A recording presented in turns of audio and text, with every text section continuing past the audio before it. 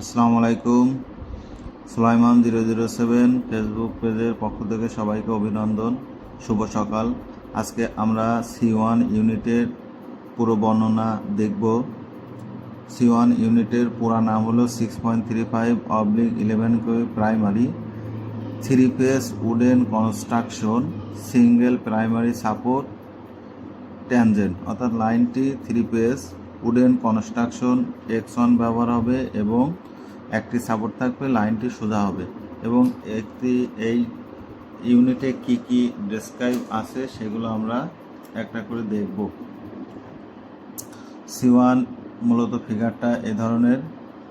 উপরে একটি C1 থাকে যার নাম হলো ইনসুলেটর পিন টাইপ 11 kV।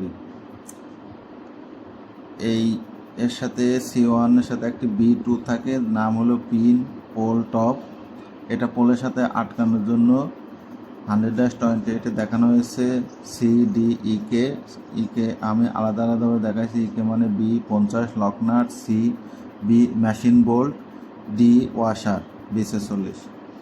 এরপরে পোলের টপ থেকে 18 ইঞ্চি নিচে একটি ক্রসাম ব্যবহার করা হয়েছে, যেটা হলো X1 বলতে কাঠের ক্রসাম 8 ফিট। এই কাঠের ক্রসামটা আটকানোর জন্য এইখানে B46 এই ওয়াশারগুলো লাগানো হয়েছে। এখন দুই পাশে দুইটা C1 আছে এবং B1 আছে, নিচে ওয়াশার আছে।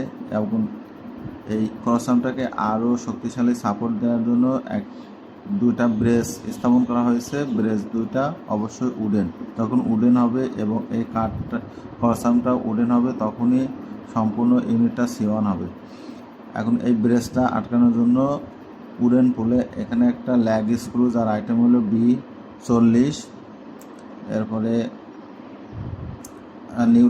নিউট্রালটা স্থাপন করার জন্য সিঙ্গেল আপসেট B33 থেকে 35 এবং সেই নিউট্রালের যে তার যেখান দিয়ে যাবে সেখানে C3 স্কুল ইনসুলেটর ব্যবহার করা হয়েছে এবং অপোজিটে সাপোর্ট B46 দেওয়া হয়েছে। এবং লক নাটগুলো অ্যাজ রিকোয়ার, এখানে লেখা আছে যে অ্যাজ রিকোয়ার, অর্থাৎ বক্সে যতটুকু লকনাট লাগবে ততটুকু লকনাট দিলেই হয়ে যাবে। উক্ত মালামালগুলো আবার একটা বক্সে দেখানো হয়েছে। এ ধরুন ভিডিও যদি ভালো লাগে আপনারা কমেন্ট করে জানাবেন, এবং তাহলে আমি পরবর্তীতে আবার ভিডিও করতে উৎসাহিত পাবো। ধন্যবাদ সবাইকে। আসসালামু আলাইকুম।